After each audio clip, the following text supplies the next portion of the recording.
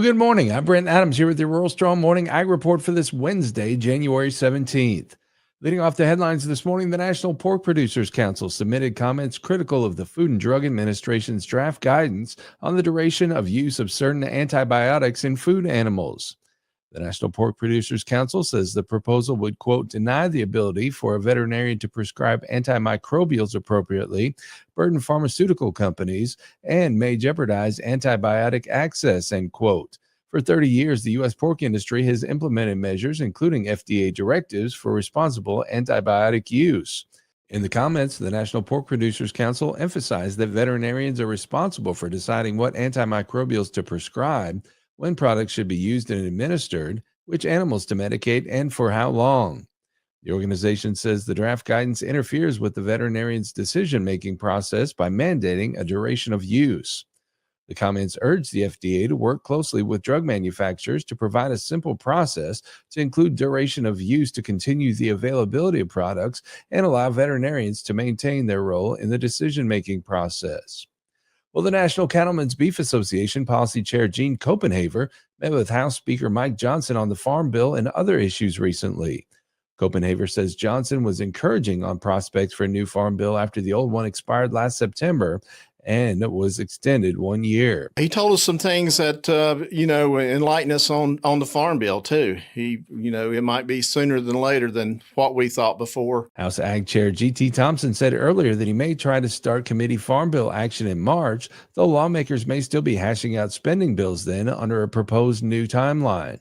Copenhaver told NCBA's Beltway Beef podcast he also had some farm bill messages for the speaker. Keeping the animal rights groups out of the farm bill, be very cautious about that, and make sure keep Secretary of Agriculture Vilsack honest about what he's doing, and not be on an agenda that wouldn't be good for agriculture, wouldn't be good for any type of commodity. NCBA and other farm groups have had several disagreements with Vilsack on market regulatory, biofuel, and SNAP issues, while other Farm Bill asks could see more agreement. Number one, conservation. We want to continue to have these conservation programs. The farmers are the original conservationists, and we need to remember that. Risk management, how popular the LRP program has become and how value asset it is for our producers. And the third thing is, in 2018 Farm Bill, we set up the vaccine bank, and we need to get continued funding for that for disease preparedness in the future. But funding remains the key dispute as farm and feeding interests fight over how to divide a fixed Farm Bill budget short of new funding sources. Well, the January WASDE report showed a surprising jump in corn and soybean production. Betty Resnick, an economist with the American Farm Bureau Federation, talks about what the report revealed about supply and demand for agricultural commodities. Corn yields were raised to a new U.S. yield record at 177.3 bushels per acre, which is really remarkable given how poor the growing conditions were. Those big increases for corn and soybeans came from the yield. There's actually a small reduction in acres for both of those. Those increases in production were mostly in up with demand, but still kind of bearish news for corn and soy domestically. The report also included increased commodity supplies overseas. Internationally, it had a bump up in world ending stocks for corn, largely attributed to an increase in Chinese corn production estimates. And if we're looking down to South America, the USDA had a pretty conservative reduction in Brazilian soybeans as compared to what a lot of folks are saying in the private industry. But it's really important to remember with Brazil that it's a massive country, and Mato Grosso is truly massive. It's Brazil's largest soybean growing state, but it is the equivalent of the size of 6 Illinois, which is our largest soybean growing state. She says much of the first WASDE report of the year points to a possible downturn for commodity markets in 2024. Corn and soybeans are probably going to continue to see prices on the decline from these record high prices we've had the past couple of years. That's kind of what we've seen since this report came out for the most part, in addition, just in the past couple of months. So I don't know if there's much bullish news in corn and soy's future, but we'll have to wait and see. Well, how do the latest USDA numbers on U.S. soybean production translate into supply and demand estimates for this month?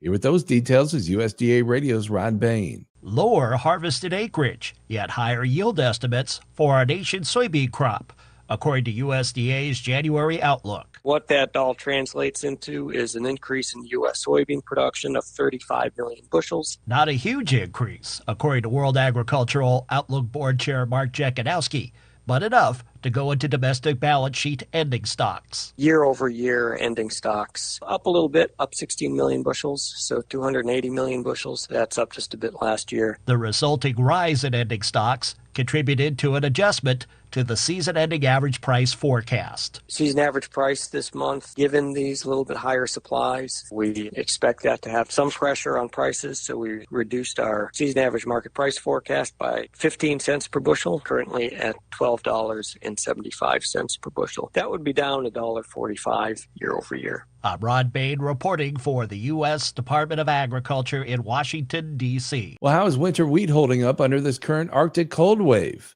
Here to tell us more is Gary Crawford. Of course, it's impossible now to know how much damage, if any, this current Arctic cold wave has done to winter wheat. A lot of that wheat was covered by a protective snow cover. However, there is some modest concern for winter wheat across the northern high plains. USDA meteorologist Brad Rippey says the concerns are mainly for Montana, where there was very little snow cover at all, but some majorly low mercury readings. Temperatures plummeting into the minus 30 to minus 50 degree range.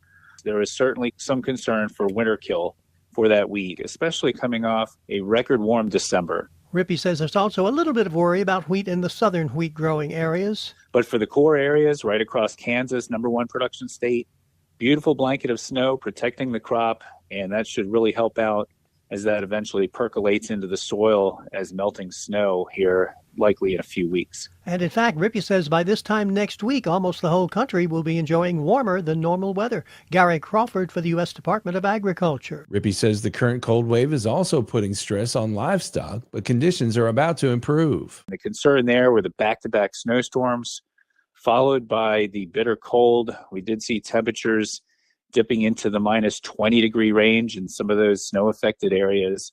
So the combination of snow followed by bitter cold, certainly a stressor for livestock, not a critical issue, but at least a short-term concern.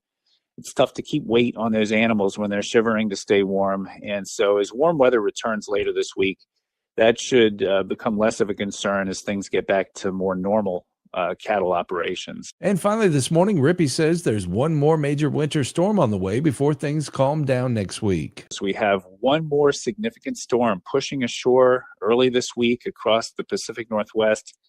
And that system is going to take a little bit more of a northern track. We will see that system then arriving across the Midwest as we move into Thursday and into Friday with some more snow falling there.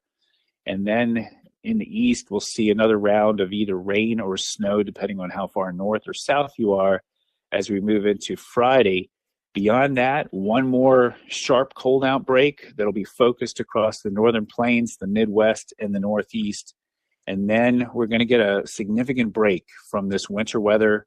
This time next week, we'll be looking at above normal temperatures nearly nationwide. So again, just one more cold outbreak, one more storm system to move through the pipeline before we shift into a more tranquil weather regime as we head into the latter portion of January. We can keep up with the latest in the world of agriculture by subscribing to the Tractors and Troubadours podcast from Rural Strong Media. Each week, I bring you agriculture industry newsmakers, hot button industry issues, educational features, and the best in traditional country music.